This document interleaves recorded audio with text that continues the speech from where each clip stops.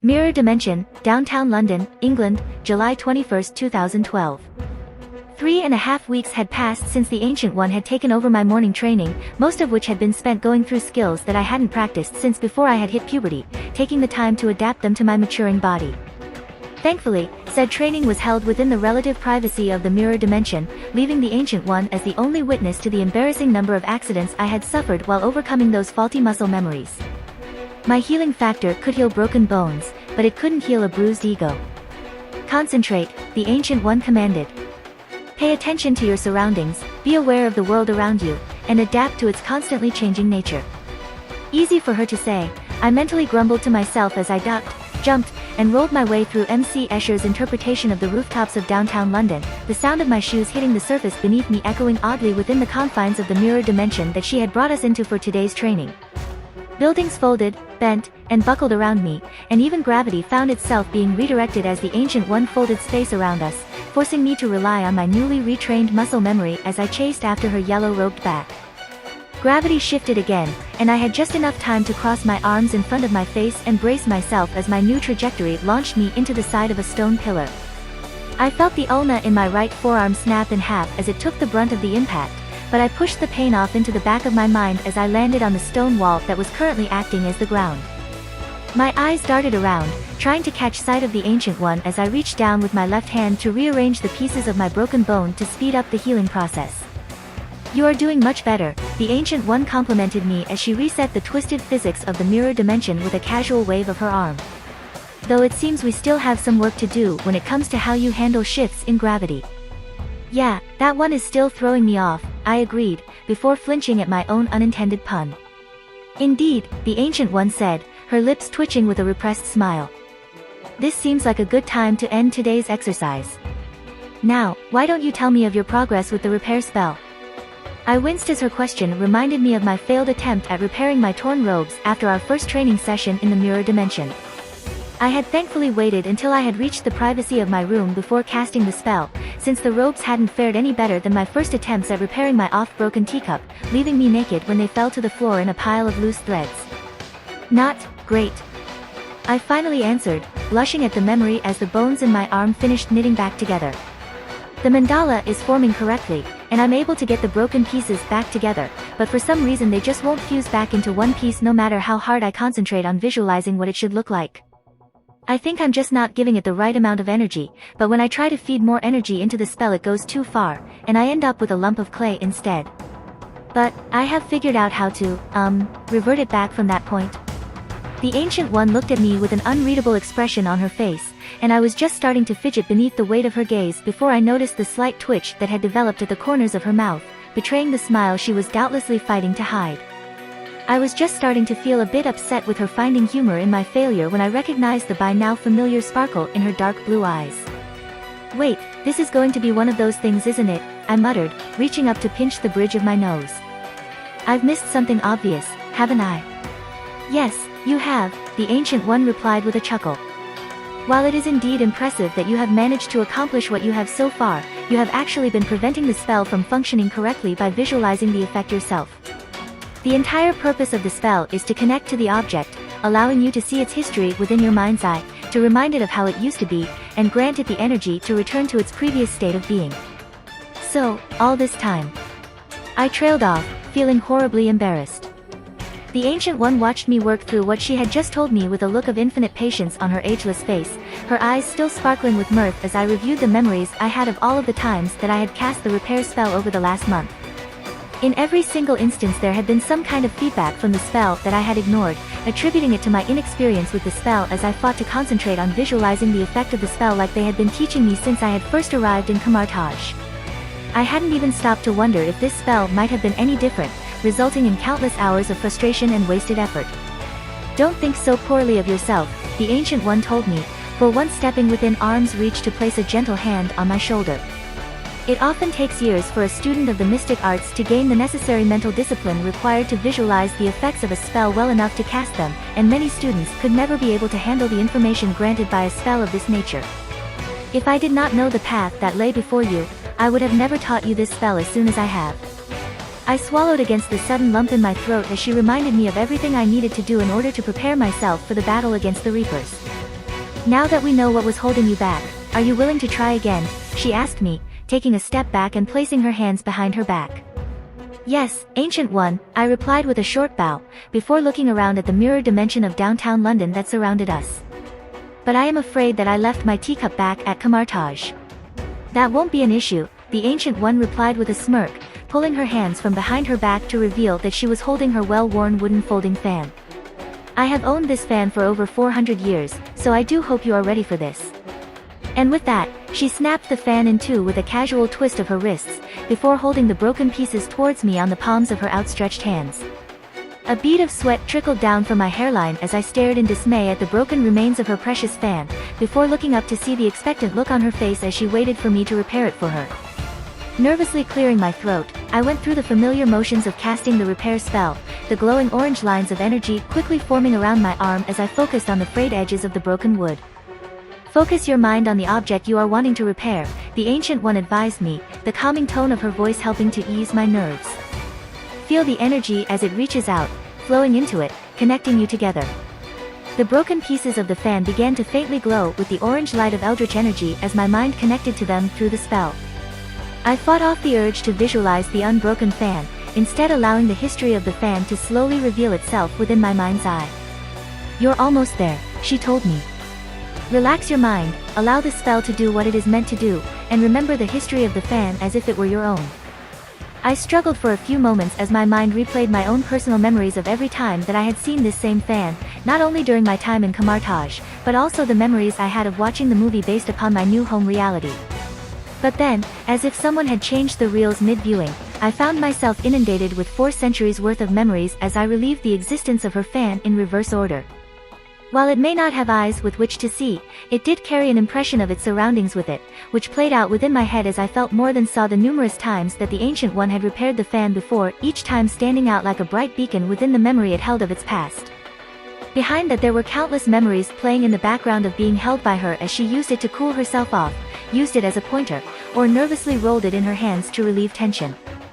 Then, finally, I reached the moment of the fan's creation, watching in reverse order as the master craftsman assembled the fan, carefully carved the individual slats, selected the wood to create the fan, seasoned the wood, and chopped down the tree the wood had come from. The memories ended at the moment the wood had become separated from the living tree, and the memory of the material removed from it during its creation were nothing more than a faded impression. You cannot repair that which is missing, I reminded myself.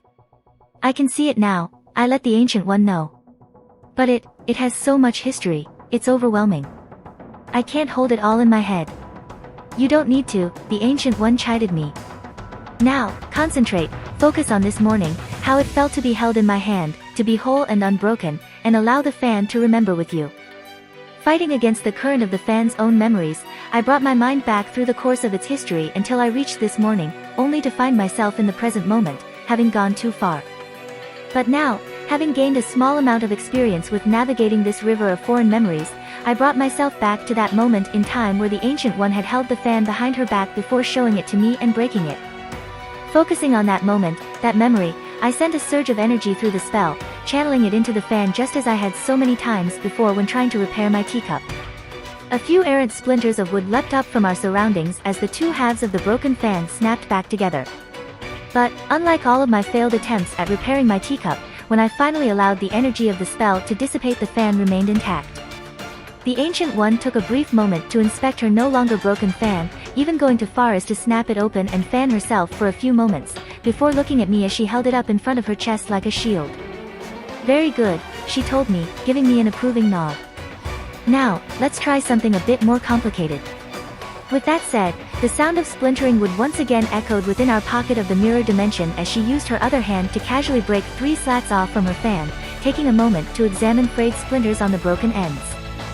The amount of energy required to repair an object depends not only upon the amount of damage being repaired, but also upon the size and complexity of the item as well, the Ancient One explained, holding her hands out once more, with the broken fan resting on the palm of one hand, and the 3 broken slats on the other. One of the easiest ways to limit the amount of energy being channeled is to focus on repairing only one break at a time, instead of trying to repair the entire object at once. But we're constantly channeling dimensional energy through our bodies, I pointed out looking down at the broken pieces of her fan. Allowing these energies to suffuse our cells grants us enhanced strength and durability, increased resistance to the elements, and faster healing. And yet, if I were to attempt to use this energy to regenerate my cells the way your own body does without effort, it would burn me from the inside out, like passing too much current through a wire, she replied with a faint grimace, and I couldn't help but think about the explosive side effects of the extremis virus. This is the same reason why certain spells are so powerful that we must bind them within relics, like your sling ring, for example. One should not underestimate the power required to fold space and time, to bridge the distance between one dimension and another, in order to form the gateways we so readily use to travel. I instinctively reached down to touch the precious brass sling ring that hung from a loop on the side of my belt, the metal warming beneath my fingertips as a trickle of dimensional energy flowed into it unbidden. But these relics are also limited, in that once they are created, the patterns of their spells are set within their materials, immutable and inflexible, the Ancient One continued. While your sling ring can open a gateway into another dimension, it would never be able to grant you the ability to fly. It would be possible to create a relic that could repair a broken teacup, but if you tried to use that same relic to repair my broken fan, the best outcome one could expect would be to get a wooden teacup, which, while functional, would not help me cool myself when it gets particularly hot and muggy. No, I suppose not, I agreed. It takes more energy to repair an object using this spell than it does to examine it, the Ancient One explained. With practice, you will be able to focus your attention down to the smallest detail, or expand it out to an entire series of interconnected pieces. Take the teacup, for example. When you cast this spell upon it, you think of it as a single, solid object. But it is more than just the clay with which it is formed, there is also the glaze which coats it. This is why, when you put too much energy into the spell, you ended up with a lump of unformed clay sitting next to the pile of powdered glaze. She's not going to allow me to live then one down anytime soon, is she? I mentally grumbled to myself, a faint blush warming the tops of my cheeks. This difference is more pronounced with my fan, she continued, giving me a knowing look. While you can treat it as a single object for the purposes of this repair spell, it is not made of one single block of wood. Each individual slat has its own history, its own form and function, upon which you can focus your efforts. By narrowing your focus, it becomes possible to repair even the largest and most complex of objects, by taking it one step at a time. I felt a thrill go up my spine when I realized the true versatility of this spell, my mind momentarily drifting to think about all the things I could get my hands on and make use of, regardless of how broken they might have been when I got there. With that said, I would like you to cast the spell again, the Ancient One instructed. But this time, I want you to narrow your focus, and concentrate on just a single break, ignoring the others for now. Nodding, I took a deep breath to center myself, before bouncing on the balls of my feet and shaking my hands out to loosen up. I had already recovered all of the energy that had been spent getting bounced around Mirror Dimension London while the Ancient One lectured me on the proper use of this spell, and with her words fresh within my mind I felt more than ready for this next challenge. The now familiar mandala of the repair spell formed between us, the fiery lines of eldritch energy looking more refined after countless hours of practice, though the errant spark still broke loose as I reached my right hand forward to gain control of the now formed spell. Turning my attention towards the Ancient One's outstretched hands, I allowed the energy of the spell to reach out, flowing into the broken pieces of her wooden fan once more. Allowing the history of the fan to unfold within my mind's eye, as it had done just earlier that morning, I brought myself back to the same moment in time that I had used when I previously repaired it, pulling the energy back at the last moment as the spell tried to complete itself. Narrowing my eyes and focus, I concentrated on separating the different pieces of the fan within my mind, reminding myself that it was not one solid object, but a series of interconnected pieces. Steady, steady now, the Ancient One admonished me, eyeing the sparks that had started escaping from mandala I had formed. Taking another deep breath, I gave my right wrist a slight twist to help focus the energies wrapped around my forearm, the sparking embers that had begun to spin away snapping back into crisp lines as I regained full control of the spell. Slowly releasing the breath that I had been holding, I turned my attention back to the broken remains of her fan, finding it much easier to separate the individual pieces within my mind as I narrowed my concentration down on a single broken slat. Allowing the history of the other pieces to float in the back of my mind for the moment, I reached back into its individual history to a few moments before it had been broken, allowing it to remember how it had been when it was whole, before finally granting it the energy it needed to return to its previous state. One of the three broken slats twitched for a few moments on the palm of her hand, before leaping back over to rejoin the rest of the fan, a small spray of splinters nestling back into place as the broken slat once more became whole. Much better, the Ancient One acknowledged. Now, without losing the mandala you have already formed, repair the other two pieces as well, one after the other. You will find it is easier to repair each subsequent break as the entire object becomes closer to being fully repaired. Quickly allowing more energy to flow into the mandala, I turned my full attention back to the fan, still holding the history of the entire fan within the back of my mind as I focused on the second broken slat, repeating my previous success moments later.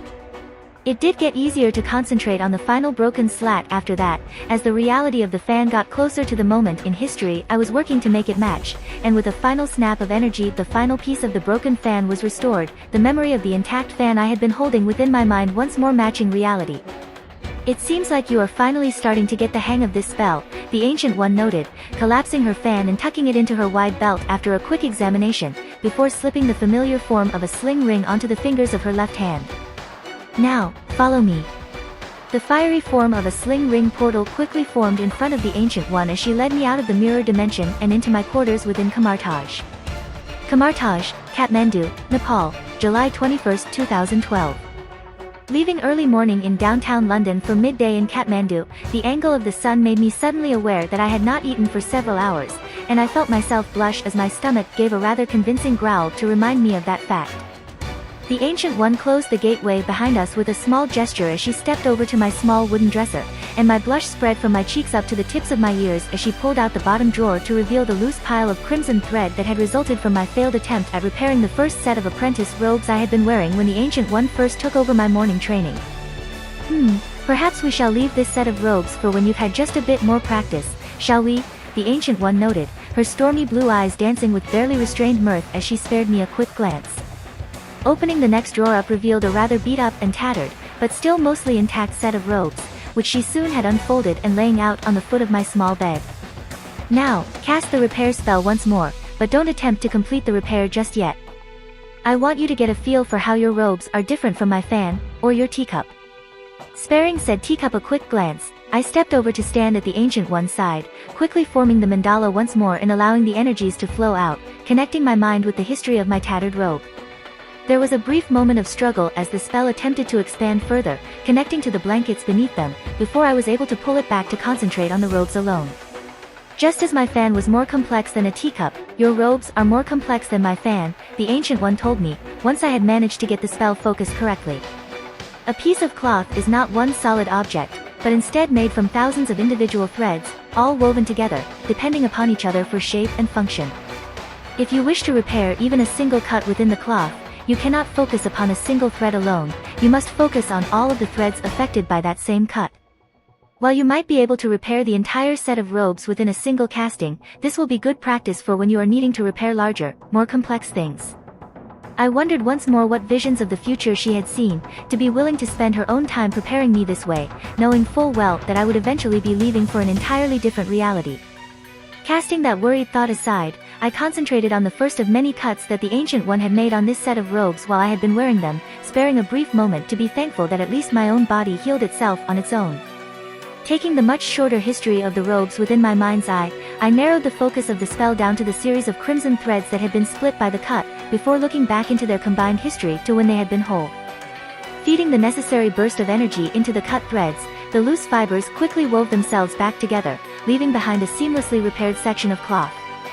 Finding a rather ragged tear in the cloth where one of my own broken bones had forced its way through, I repeated the same steps under the Ancient One's watchful eyes.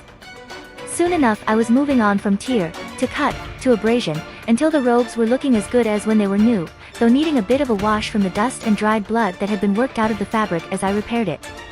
Very good, the Ancient One nodded, inspecting the newly repaired robes.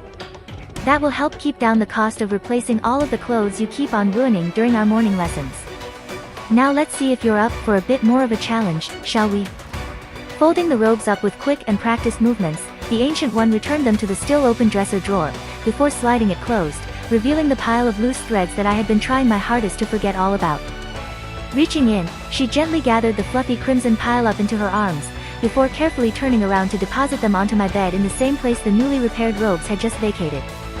Reciting a quick mantra within my mind to calm my nerves, I looked down at the tangible evidence of my previous failure to repair my first ever set of apprentice robes, and prepared myself for the challenge of bringing all of these loose threads back into a semblance of order.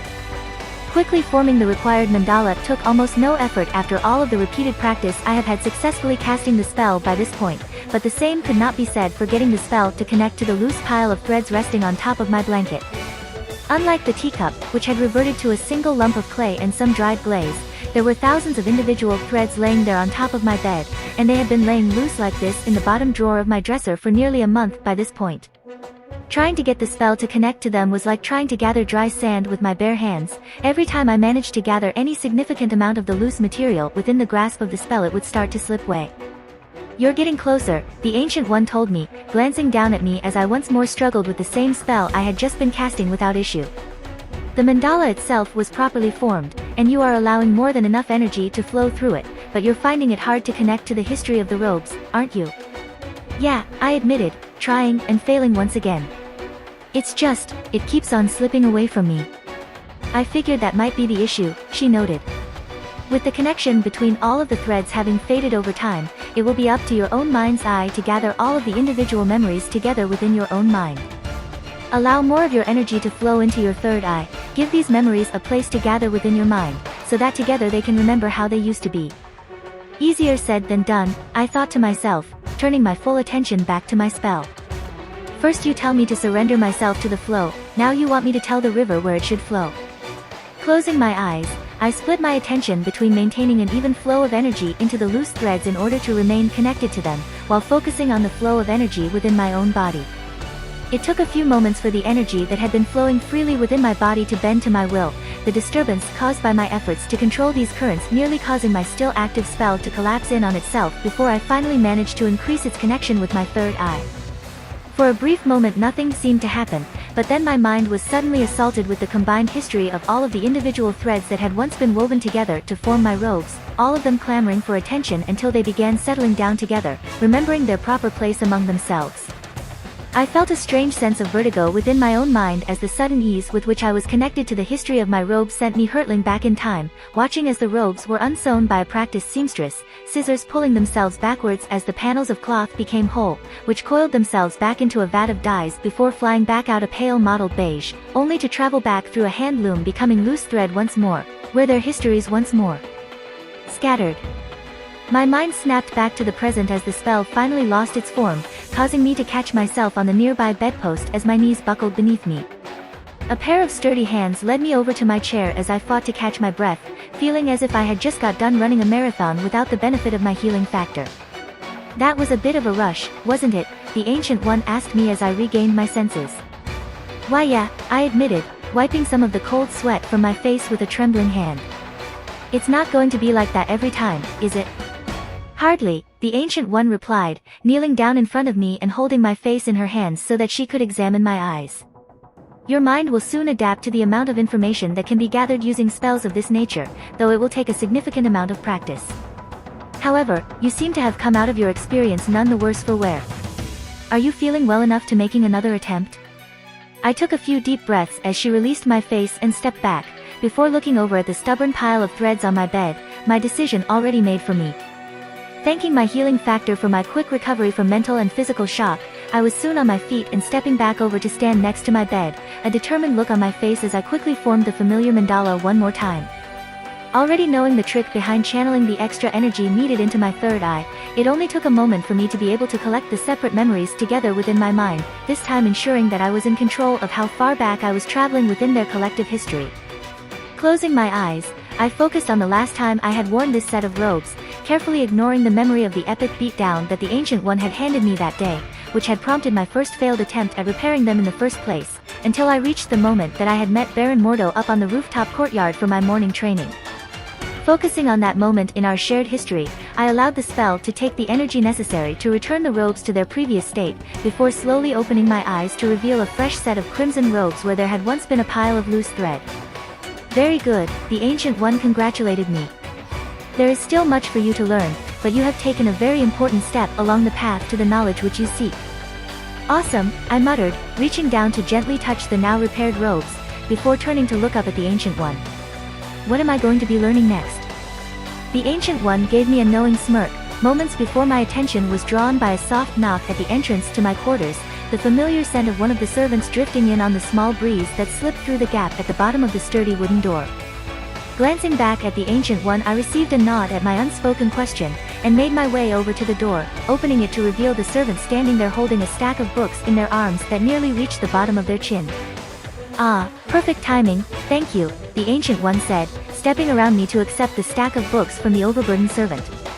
"Please give my thanks to Master Khan the next time you see him for finding everything we needed in such a timely manner." The servant bowed to the Ancient One, before turning around and making their way back down the hallway and out of sight. Don't forget to like while and the Ancient subscribe. One set down the See you stack later. of books Bye-bye. on the limited free space left on top of my desk. Unlike most of the books found within Kamartaj, most of these books look to be fairly standard modern soft and hardback books with brightly colored covers, almost all of which carried English titles.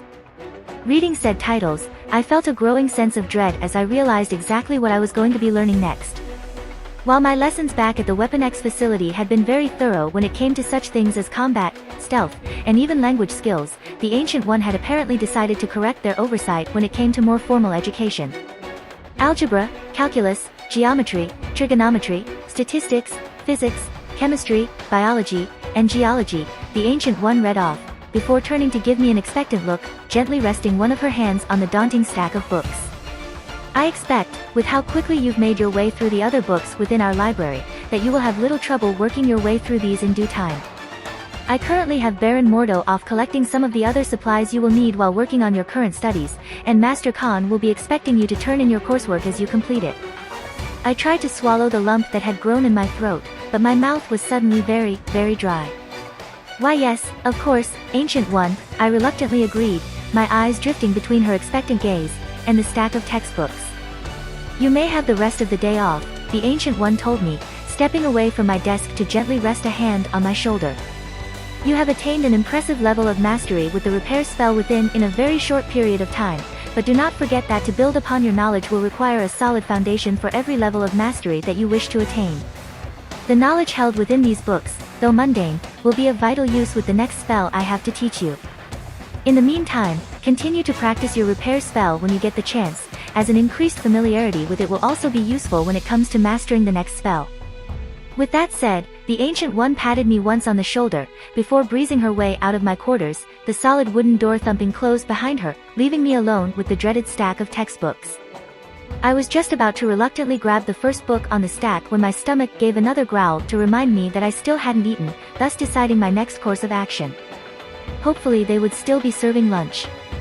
There were several emails waiting for me on my phone when I got back to my quarters a little over an hour later, my stomach comfortably full. Picking up my cell phone, I carefully unplugged it from the power cord and made my way over to lay down on my bed, making a mental note to try to get out at some point to buy my own charger so I could return the one that I was still borrowing from one of the servants. Quickly unlocking the screen on my phone, I started to go down the list of unread emails. To Laura Kinney. From Belladonna Kinney. Subject, Hi sis. Hi sis.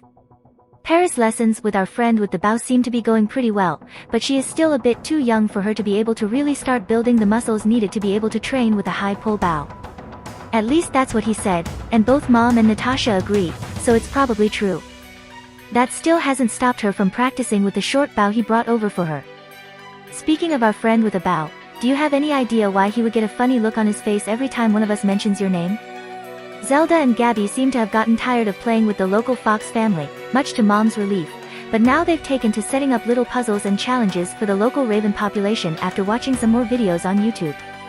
They even tried to convince Mom to get them a camera they could set up to record what the Ravens were doing, but Mom pointed out that we really can't risk having any video recordings that might reveal where we are. Mom is still going through all of those boxes of stuff they brought over from the facility, and I think something she found must have been really upsetting, because she came out of her office a few days ago and just kind of stood there hugging me for like half an hour crying, but she didn't want to talk about it. I asked Natasha if Mom should still be going through all of that stuff if it made her sad like that, but Natasha said that what Mom was doing was very important, and it could help us all out a lot in the future. At least something good has come out of all of this, as Mom found some more information on the trigger scent chemical somewhere in that mess, and Natasha was able to get someone to build a whole bunch of chemical sensors that we installed all around the house that could detect any traces of it well before even our own enhanced senses could catch even the faintest whiff.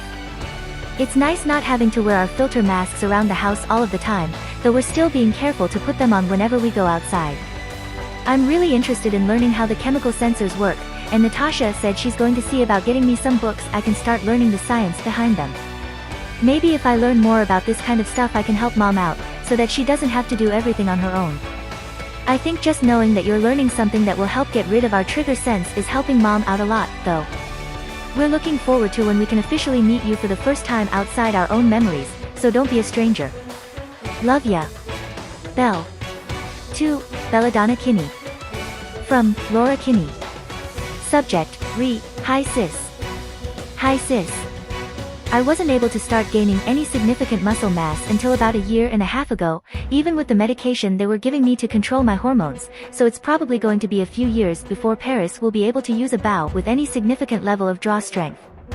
But, the more she practices now, the better she will be once she can use a better bow, so tell her to keep up the good work. Zelda and Gabby both sound like they're a handful, but I'm glad to hear that they're able to experience some of the childhood that had been robbed from us. I don't doubt that mom was relieved when they started losing interest in the foxes, as they would make for terrible house pets, always trying to burrow into everything, like carpets, floors, furniture. From what I understand, ravens can actually make fairly decent pets, at least as far as birds go. Did you know that some ravens are smart enough they can learn to mimic talking, like a parrot? That was really thoughtful for Natasha to get those chemical sensors. I'll have to make sure to thank her for that. I'm glad to hear that you're able to at least take the masks off inside the house, but I am looking forward to the day that none of us have to worry about that damn trigger scent ever again. I hope you were gifted with the same photographic memory I have, because I was just handed a huge stack of books that cover most of the same things you're going to have to learn in order to figure out how the chemical sensors work. If there was one thing that the facility skimped out on, it was basic public school level education. You should also ask mom about what you should be studying, since she spent enough time in school to get her doctorate degree. I'd sure she would have some good advice. Speaking of, I better get back to my own studies. Love ya. Laura. To Laura Kinney. From Sarah Kinney. Subject, Studies and Research. Hi, Laura. Are your studies still going well? You mentioned in your last email that you had made a breakthrough, and that you were going to be moving on to more advanced training. I just wish you could tell me more about what you're learning, wherever you are. I'm so glad that you had me contact Natasha. I don't even want to think about how things would have been without her help. Not just in getting us safely away from the facility, but also in getting us set up in our current home. Not to mention all time she had spent her between missions watching over all of your sisters, which is a full-time job in and of itself. I'm still going through all of the records that were brought over from the facility, and I was able to find the chemical compound that was used to create your trigger scent. Natasha was able to get some chemical sensors set up around the home in order to detect even the smallest trace of that chemical compound, which has given us some peace of mind, at least while inside the house. Yet another thing that she has done for us recently. While going through all of the records, I also found the notes on the process that they used to coat your claws with adamantium, since Belle had been curious about how hard it would be to get her own claws coated as well. I had no idea what they never told me what they did to your claws that day. I only found out that they had done it when I came into your room to see you playing with them. There was video footage, and I had to watch it. I had to know. Oh, Laura, I am so sorry that all of this happened to you. I love you so much, but if I had known what they were going to do to you all those years ago, I don't know if I would have been able to make myself bring you into this world, knowing how much you were going to suffer. Love you forever. Mom. To Sarah Kinney. From Laura Kinney. Subject, Studies and Research. Hi Mom. Now you get one thing straight right now, Missy. I don't blame you for anything those bastards at the facility did to me. You were trapped there as much as I was by the time I was born, and you did everything in your power to do the best you could for me in spite of the circumstances. You got us all free from them as soon as you reliably could, and I'm lucky to have you as a mother. All of us are. As far as my studies go, you may be interested to hear that my trainer has decided that I need to brush up some on the basics. I'm apparently going to be spending some time getting caught up on subjects that the facility hadn't deemed necessary for my original purpose. I was just handed a huge stack of school books on math and science, all of it probably around basic junior high school level for right now. Knowing them, they'll probably move me on to senior high school level after this, and maybe even some university level studies as well.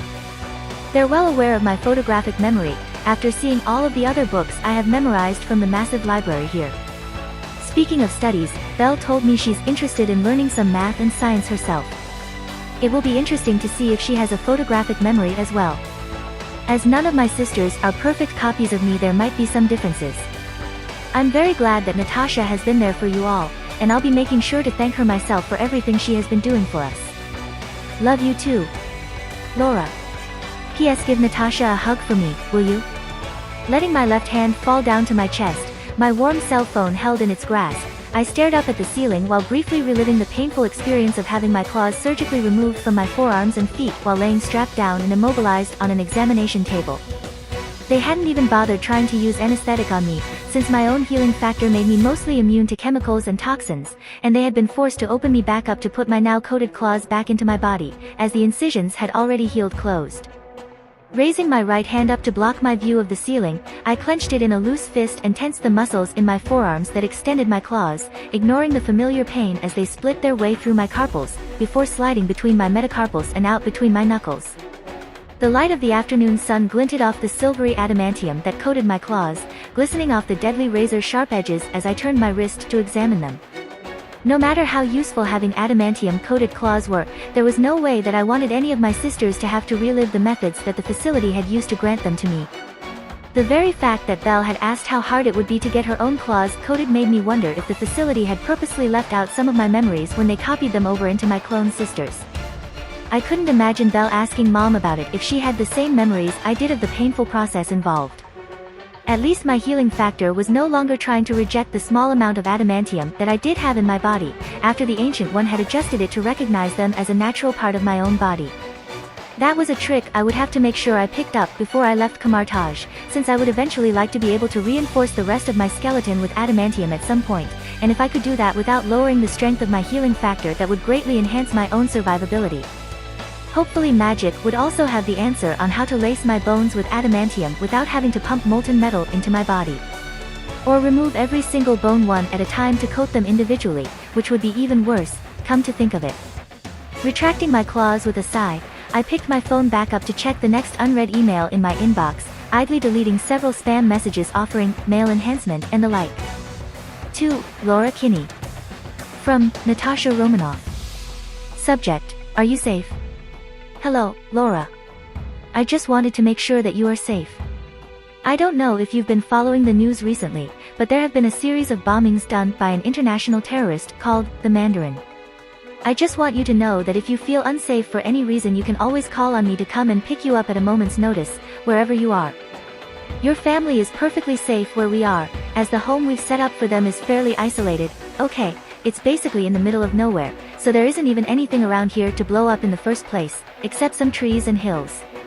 I hope you have a chance to visit sometime soon, as everyone here is missing you, especially your mother. She has been keeping herself busy going through all of the materials we brought over from the facility, but even that can be upsetting for her as well. Your sisters seem to be doing good, though they are still very worried about the trigger scent you are learning how to fix in all of you. Belle has probably already told you about the chemical sensors I had set up, which were made by a colleague of mine who wears very expensive suits. You probably know who I'm talking about, so you know the sensors are reliable, and better than anything available out on the market. How are your studies going? Are you any closer to fixing that issue? Natasha. To Natasha Romanoff. From Laura Kinney. Subject: Are you safe? Hi Natasha. There haven't been any bombings anywhere near my area, it's actually relatively peaceful around these parts. I really haven't been following the news all that much since I got here, as I've been very busy with my studies and training.